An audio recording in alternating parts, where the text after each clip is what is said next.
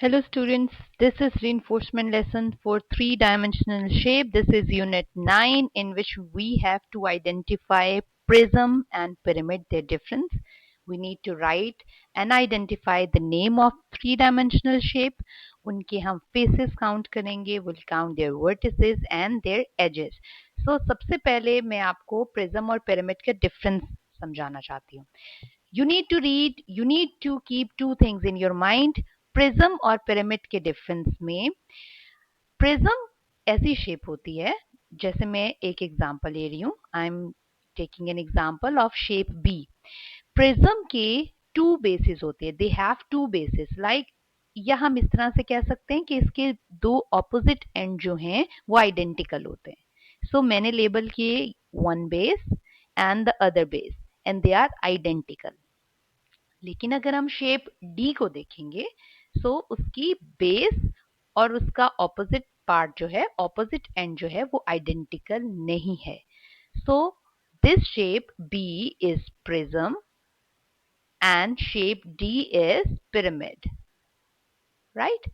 अब हम पिरामिड और प्रिज्म को आइडेंटिफाई कर लें. एक और डिफरेंस आप याद कर लें. मैं कलर चेंज करती हूँ ताकि मैं आपको बहुत क्लियरली बता सकूं. जो प्रिज्म होते हैं ना, उनकी साइड्स रेक्टेंगुलर होती हैं. आप इस शेप को देखें, इसकी साइड्स रेक्टेंगुलर है. आप इस शेप को देखें, इसकी साइड्स जो हैं वो रेक्टेंगुलर है. आप इस शेप को देखें, इसकी साइड रेक्टेंगुलर है. राइट. इसकी साइड रेक्टेंगुलर है. तो जिनकी साइड्स रेक्टेंगुलर होती हैं और उनकी बेसिस या ऑपोजिट एंड आइडेंटिकल होते हैं, एक जैसे होते हैं, they are called prism. Right. और अगर हम पिरामिड की बात करें तो पिरामिड की बेस और ऑपोजिट एंड आइडेंटिकल नहीं होता और उनकी साइड्स ट्राइएंगुलर होती हैं. सी, ट्राइएंगुलर. इससे सी से कंफ्यूज ना होइएगा कि ये पिरामिड है. सी, इसकी साइड्स रेक्टेंगुलर है और इसकी ऑपोजिट एंड जो है ये ट्राइंगल एंड ये ट्राइंगल, दे आर आइडेंटिकल. सो ये भी प्रिज्म है.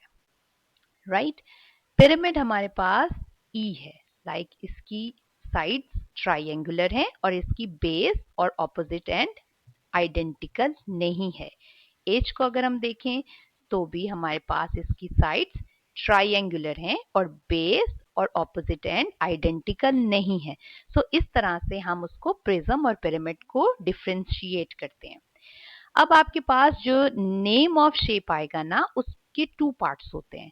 पहला पार्ट आपने आइडेंटिफाई करना होता है, बेस को काउंट करेंगे और उसके अकॉर्डिंग प्रिज्म और साथ में पिरामिड ऐड करेंगे. यानी दो पार्ट होंगे, एक उसकी साइड्स को और दूसरे उसके साथ प्रिज्म या पिरामिड जो जिस फैमिली से वो शेप बिलोंग करती है. अब अगर उसकी थ्री साइड्स हैं तो उसे हम ट्राइंगल कहेंगे. अगर वो प्रिज्म होगा तो ट्राइंगुलर प्रिज्म, जैसे कि ये शेप सी ट्राइंगुलर प्रिज्म है. अगर उसकी फोर साइड्स होंगी तो उसको हम टेट्राहेड्रॉन कहेंगे. या फिर अगर हमारे पास शेप एफ है और इसकी बेस फोर साइडेड है तो हम इसे क्यूबॉइड बोल रहे हैं. ये रेक्टेंगल का थ्री डायमेंशनल शेप होती है, इसको क्यूबॉइड बोलते हैं. और अगर हम ए को देखें तो ये हमारे पास क्यूब है. राइट. अगर उसकी फाइव साइड्स होती हैं तो इसको हम पेंटागन कहेंगे. यहाँ पे हमारी शेप ई पेंटागन है. इसकी बेस को देखते हैं, 1 2 3 4 5. So the base have five sides, तो ये पेंटागन है. अब ये पेंटागोनल प्रिज्म है या पिरामिड? ये पिरामिड है. सो ई का नाम होगा पेंटागोनल पिरामिड. अगर हम सिक्स को देखें तो वो हेक्सागोन है. अगर वो प्रिज्म है तो उसको हम हेक्सागोनल प्रिज्म बोलेंगे और अगर पिरामिड है तो हेक्सागोनल पिरामिड. यहाँ पे शेप बी हमारे पास हेक्सागोनल प्रिज्म है. सी, इसकी बेस को काउंट करते हैं, 1 2 3 4 5 6, six sided. So it is hexagon and it is hexagonal prism. Right. अगर उसकी सेवन साइड्स हैं तो हेप्टागोन, 8 साइड है तो ऑक्टागोन. यहाँ पे हमारी शेप जी जो है वो ऑक्टागोन है. अब क्योंकि ये एक प्रिज्म है तो हम उसे ऑक्टागोनल प्रिज्म बोलेंगे. Nonagon and 10 sided shape, 10 sided base is called decagon. अब आ जाते हैं, पहले हम इनकी फेसेस को डिस्कस करते हैं. फेस 6 साइड सर्कुलर में है और 7 and 8. so it has 8 faces, right? अगर हम शेप C को डिस्कस करते हैं, so ट्राइंगल, सो ट्राइंगुलर 3 साइड्स इसके साइडवेज हैं, सर्कुलर एंड इसके 3 साइड्स हैं 4 and 5, so it has 5 sides, 5 faces. अगर हम D को डिस्कस करते हैं, तो D की 1 2 3 4 4 इसकी सर्कुलर साइड्स हैं और एक इसकी बेस है, राइट? तो यानी हम साइड्स के अंदर बेस को ऐड करते हैं। 4 साइड्स हैं, तो 4 प्लस 1 क्योंकि इसकी एक बेस है। 4, अब हम F को डिस्कस करते हैं, तो 1 2 3 4 4 इसकी साइड्स हैं और 2 बेस हैं, सो 4 प्लस 2 इज 6। अगर हम इसकी बेस देखते हैं, तो 1 2 3 3 इसकी सर्कुलर साइड्स हैं और इसकी एक बेस है, तो ये इसके फेसेस हो गए 4, राइट?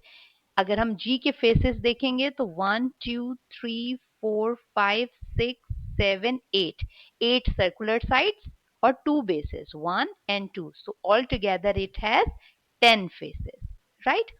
अब हम इसके vertices को देखते हैं कि vertices किसे कहते हैं और हम कैसे काउंट करेंगे। vertices are the corners 1 2 3 4 5 6 7 8 8 vertices।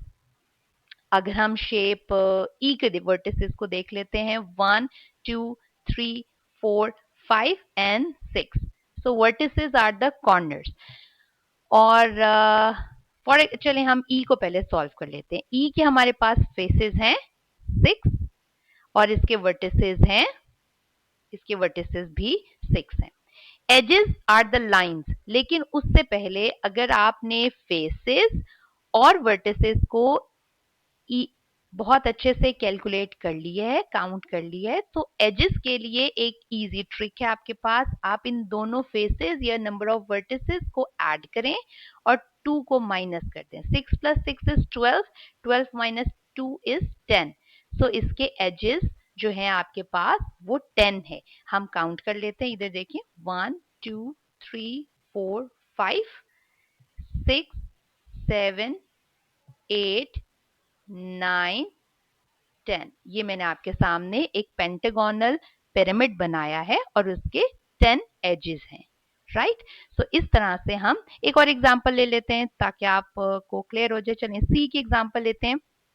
सी हमारे पास ट्रायंगुलर पिरामिड है और ट्रायंगुलर पिरामिड की फेसेस हमारे पास कितने हैं? ट्रायंगुलर पिरामिड के फेसेस हमारे पास 5 हैं और इसके वर्टिसेस कितने हैं? इसके वर्टिसेस भी 5 हैं, इसके वर्टिसेस 6 हैं, 6 वर्टिसेस है, 1 2 3 4 5 6 6 वर्टिसेस हैं और 5 प्लस 6 इज 11, 11 माइनस 2 इज 9, सो इसके जो हमारे पास इसके एजेस हैं वो 9 है। सो इस तरह से हम एजेस, वर्टिसेस और फेसेस को काउंट करते हैं। आई होप इस लेसन में आपने 3 डायमेंशनल शेप की differentiation in between prism and pyramid को आइडेंटिफाई कर लिया है। उसके बाद इनके नेम कैसे लिखते हैं और इनकी बाकी फेसेस, वर्टिसेस और एजेस को कैसे काउंट करते हैं आपने बहुत अच्छे से अंडरस्टैंड कर लिया। If you still have any question you can comment me, I will try to explain it by making another detailed video. Take care.